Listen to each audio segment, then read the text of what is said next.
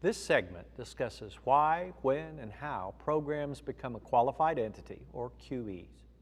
Qualified entities must meet state and federal laws and policies governing the security and confidentiality of results, referred to as QE standards. Let's talk about when you need to become a QE. Your program must be a qualified entity before receiving any fingerprint results for individuals other than the owner or responsible entity who signs the request for license.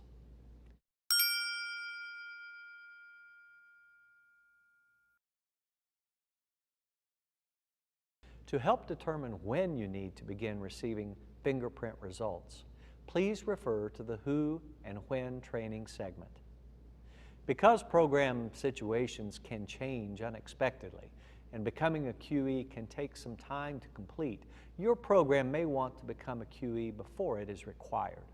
Now let's talk about how programs become a QE. First, a license number must be assigned. Then the program needs to complete and submit the QE application and agreement to LRO. You will want to carefully review and comply with the QE application and agreement in order to obtain and maintain your QE status. Let's look closer at this application and agreement. The program's current owner or responsible entity signs the QE application and agreement, as they are responsible for the program meeting the terms and conditions of this agreement. They also need to have a completed criminal history review. The QE application and agreement addendum identifies the QE contacts for the program.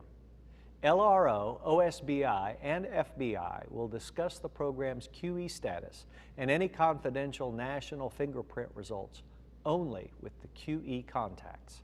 The QE contacts are also access and review individuals. Therefore, they must comply with QE standards and obtain the LRO-approved access and review training. Please refer to that training segment for this information. And finally, these QE contacts must have completed criminal history reviews, including fingerprinting. Now that we've talked about why, when, and how to become a QE, let's look at the importance of maintaining this QE status.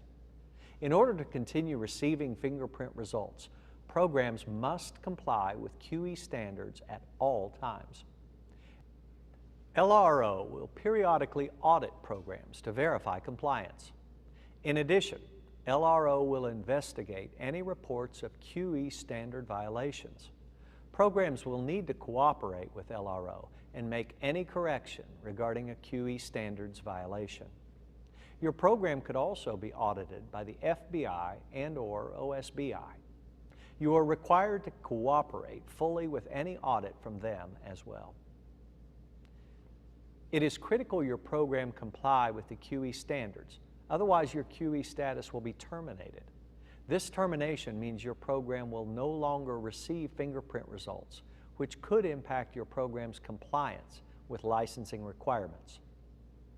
In summary, remember, programs must be a qualified entity before receiving any fingerprint results for individuals other than the owner or responsible entity who signs the request for license. The QE standards must be met and maintained at all times. Please review the next training segment, Access and Review.